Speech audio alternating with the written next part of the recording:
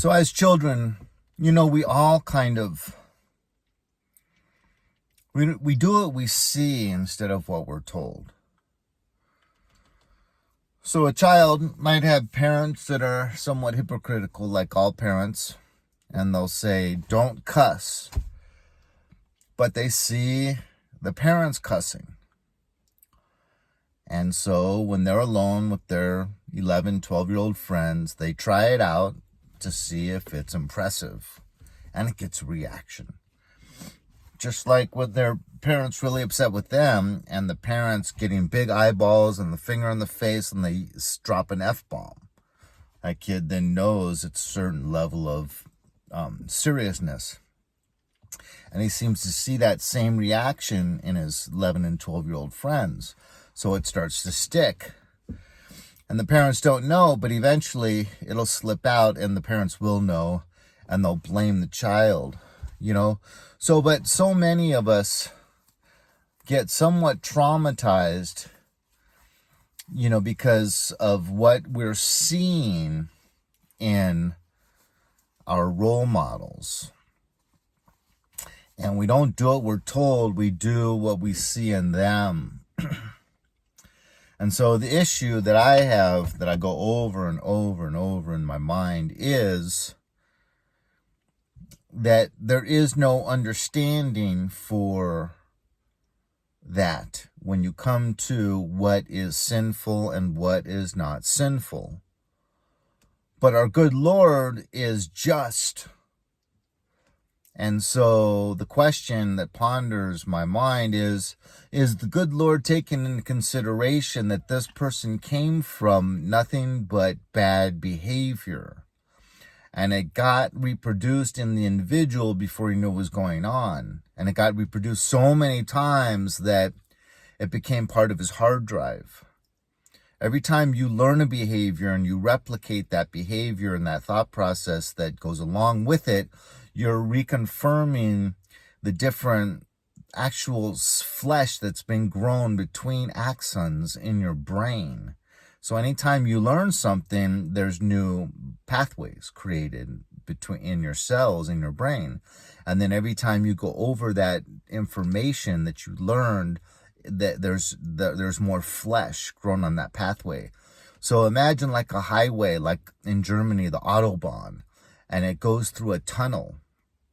And this tunnel is not that well used at first, but then the populace finds out, oh, this is a good way to avoid the traffic on the major Autobahn. This little Autobahn, you can save 15 minutes. So people start using it more often. So they have to make it bigger, but it goes through the center of a mountain. So it involves widening it, shutting it down, using dynamite, and making it a bigger tunnel. With a bigger tunnel, what do you need? You need to strengthen the walls and make it bigger, thicker, more secure, because now it's holding more weight of the mountain above it.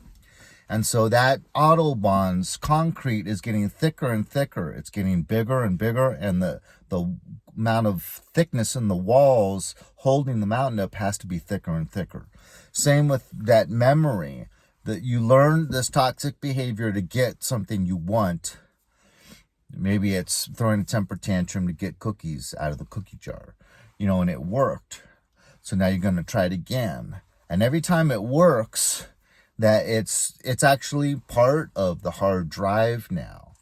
And so is the good Lord taking that into consideration when someone has a drug addiction, when someone has, and it was learned from the environment from very, very young, influential age, or it could be inclination towards strong sexuality, lust, and it's inherited. And then there's demons involved that are very, very good at making sure that temptation is followed through on from an extremely young age. And so is the Lord taking that into consideration? And I think so. I don't know how to really end this video other than saying that he is perfectly just.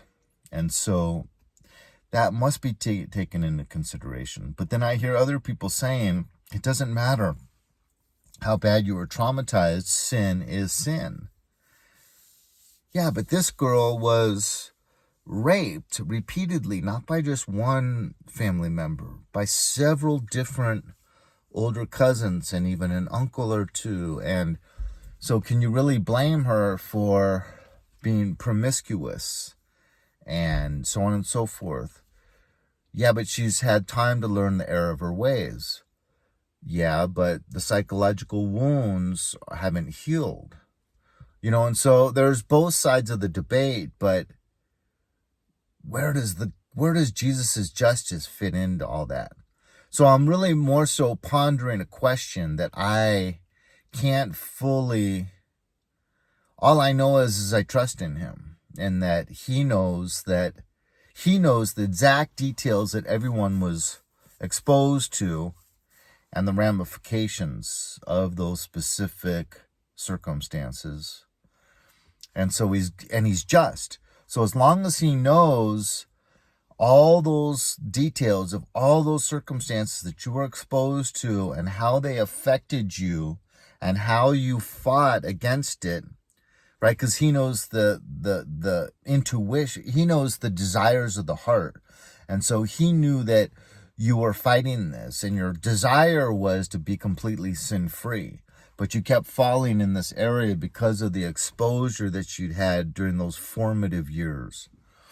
So he's a good, just judge, and I think we can never, ever judge someone. They say you can't judge a book by the cover, but, or that racism, like you have to judge a person by the content of the character, not the color of their skin. But then even this is like, well, even judging them by their behavior and even the content of their character, really, you shouldn't, because you don't know what road they've traveled. You don't know what they've had to be exposed to and what level of toxicity was seeping through their pores every day into their bloodstream, growing up in that toxic household.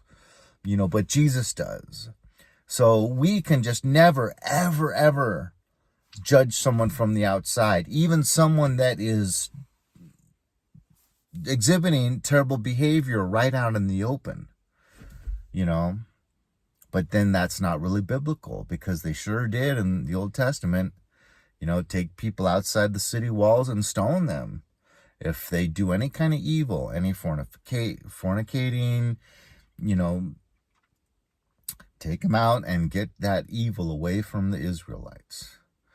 So, it's just really complicated, a lot of contradicting information. Always you have these both sides, but basically no matter what, if you trust in the Lord, it really doesn't matter that much, because he's all powerful, he's all knowing, and he's perfectly just, especially to those that he loves. No, he's just to everyone, perfectly just, but there's more mercy involved with those that really have tried to form a relationship, have struggled, and have really tried to be sinless. That's where it counts. That's what I'm trying to get to. So God bless you. I hope you enjoyed the message. I'll talk to you later.